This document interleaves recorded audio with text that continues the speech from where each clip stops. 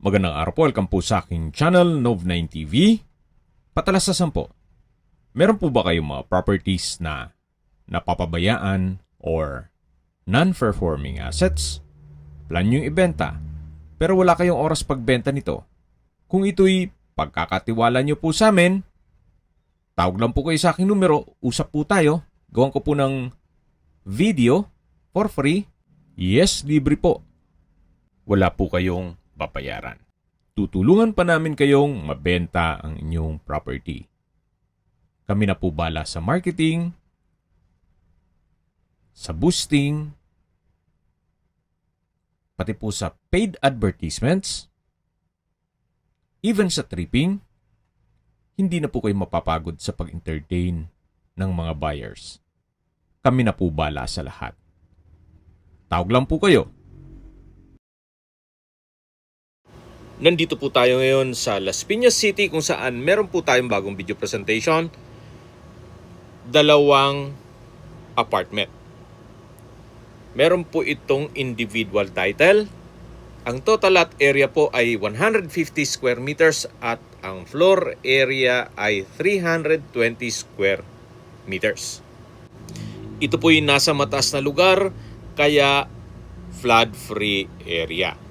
Napakaganda po ng lokasyon, malapit po sa highway o Alabang Zapote Road na kung saan nandun na po lahat ng mga business establishments, even hospital. Mamaya po sa dulong parte ng video, pag-usapan natin ang distance, location, travel time at presyo nito. Ito po yung newly renovated kaya wala po kayong ipapagawa dito. Once na ma-acquire itong property, pwede nyo pong paupahan kaagad o gawin yung rental business para ito'y maging income generating. Ito po yung covered na garahe. Bago pa po ang bubong, kakasya po ang isang SUV. Mula po dito, matatanaw natin ang main door. At check natin po itong loob. Ito po yung living area. Open concept lang po hanggang dun sa dulo sa may kitchen. Maayos din po ang pagkapintura ng ceiling at wall. Marble ang flooring. At yan po yung hagdan. Meron pong understairs storage. Doon naman po sa dulo yung dining area. Yan po yung understairs storage. Ito na po yung dining area at yung kusina. Sa dulo naman yung banyo at service area. Ito po yung kusina. Bago pong gawa yan. Meron pong wall-mounted kitchen cabinet, kitchen drawer, at meron din pong storage ng kitchen utensils. Ito po yung spasyo para sa refrigerator. Yan po yung kitchen cabinet and wall-mounted rack. Meron din pong stainless sink with faucet at outlet para sa rice cooker o microwave. Dito naman po tayo sa may toilet and bath. May hand wash basin. From floor to ceiling po ang tile bathroom wall. May overhead shower at hot shower set. May blower at water closet with bidet. Bagong gawa din po yan. Kaya wala po kayong ipapagawa dito. Dito naman po yung service area. May kitchen countertop, built-in gas range. Dito naman po sa kabila ay may countertop na may stainless sink with faucet. At doon naman po yung kitchen window. Yan po yung service area, yung common toilet and bath, formal kitchen, at dito naman yung dining area. At ito naman po yung understairs storage na nadaanan natin kanina. Yan po yung living area. Then yung main door. At meron pong steel window. Dito naman po yung hagdan. Ito yung naka-concrete at marble flooring. At dito naman po sa next level ng stairs ay ito'y naka-wooden staircase, wooden handrail at railing. Nandito na po tayo sa second floor. Ito po yung hallway papunta sa kabilang kwarto. Check po muna natin itong unang kwarto. Malaki naman po ang espasyo nito. Meron pong dalawang single bed frame with mattress, steel window, at naka-tile flooring. Maayos din po ang pintura ng ceiling at wall. Meron din po itong sariling toilet and bath. Ito po yung walk-in closet. At dito naman yung mismong banyo o toilet and bath na naka-tile bathroom wall, may water closet with bidet, overhead shower, at from floor to ceiling po ang tile bathroom wall. Wala na po kayong ipapagawa dito. Meron din pong bathroom window. Ito po yung toilet and bath ng unang kwarto. At lalabas na po tayo para check natin yung kabilang kwarto. Ito po ulit yung hallway at yan po yung hagdan. Diyan tayo galing kanina. Lipat na po tayo dito sa pangalawang kwarto. Malaki naman po ang espasyo nito. May malaking steel window, naka-tile flooring, maayos ang pintura ng ceiling at wall. So ready for business na po ito. Yan po yung dalawang kwarto dito sa second floor. Pababa na po tayo. Halos same design lang din po yung kabilang unit. Pero sabi ni owner, pwede pong isang unit lang kung yun lang po ang kaya ng budget natin. Pero kung kaya naman yung dalawang unit, why not? So ito po yung unang apartment na may living area, dining area, kitchen, dirty kitchen, covered na garahe, 2 bedrooms at 2 toilet and bath. Balik po ulit tayo dito sa labas. Ito naman po yung kabilang apartment. May covered carport na bago po ang bubong. Kakasya din ang isang SUV. Halos same design lang po. Check natin itong loob. Meron din po pala itong steel window.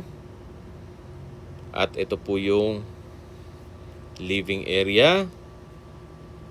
Maayos din ang pintura ng ceiling at wall.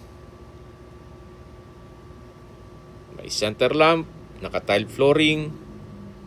At mula po dito sa main door, matatanaw natin ang dining at kitchen. Meron din po itong under-stair storage. Yan po yung kitchen countertop, wall-mounted kitchen cabinet, at wooden rack. Meron din pong storage ng kitchen utensils. Halos same design lang po nung kabilang unit. Meron pong stainless sink with faucet, kitchen window, at dito naman po yung common toilet and bath. Halos bagong gawa din po ito. Actually, may mga finishing touches pa, gaya nitong ilaw. Ayusin po yan, fix po yan. Meron pong nano-block overhead shower, water closet with bidet, at hand wash basin. Naka-tile bathroom wall na rin po yan. Ito po yung dirty kitchen, may built-in gas range. Bago rin po itong kitchen countertop. At dito naman sa kabila, yung stainless sink with faucet. At habang pinagmamasan niyo po o habang nag-iikot tayo, pag-usapan na natin ang distance, location at travel time. Mula po sa Alabang Zapote Road, ang distance is 750 meters at ang travel time ay 4 minutes. Nandun na rin po ang Pamplona General and Medical Center o Hospital. At yan po yung lagi kong binabanggit sa aking video na dapat yung i-consider sa paghanap ng property ay yung meron pong malapit na hospital. Hindi ko naman po sinasabing sakitin kayo. Yan naman po for emergency purpose lang naman. At mula naman po sa Vista Mall, Las Piñas, ang distance is 2.4 kilometers at ang travel time is 8 minutes. Mula naman po sa Bacoor Public Market, ang distance is 1.7 kilometers at ang travel time is 7 minutes. Kung manggagaling naman po sa Cavitex, ang distance is 2.6 kilometers at ang travel time is 6 minutes. At mula naman po sa Pitex at Airport, ang distance is 8.9 kilometers at ang travel time is 16 minutes. Opo, wala pa pong isang oras nasa airport na po kayo. Actually, wala pang 30 minutes. Pero kung medyo traffic, wala pang isang oras nasa airport na kayo. Okay, sa presyo na po tayo. Gaya ng nasabi ko sa inyo, meron po itong individual title for each unit. Binebenta po ito ni owner sa halagang 7.8 million kada isang unit. So kung sakali man na kaya ng budget nyo yung dalawa, i-times 2 nyo na lang yung 7.8 million pesos net. Ibig pong sabihin, si buyer na po ang sasagot sa lahat ng taxes at expenses with regard to documentation. Malaki naman po ang spasyo nito. Nasa flood-free area at malinis po ang dokumento. Kaya kung sakali man na interesado po kayo, o gusto makita personal na ma-check itong apartment, tawag lang po kayo sa aking numero. Kailangan po ahead of time at medyo malayo tayo dito sa property.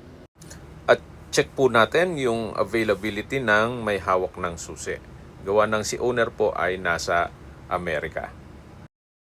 Kung may mga katanungan po kayo, tawag lang po kayo sa aking numero. At sa mga kababayan naman natin na sa ibang bansa, meron po akong WhatsApp, Viber, Telegram at Signal. Same number lang po, 0917-316-3399.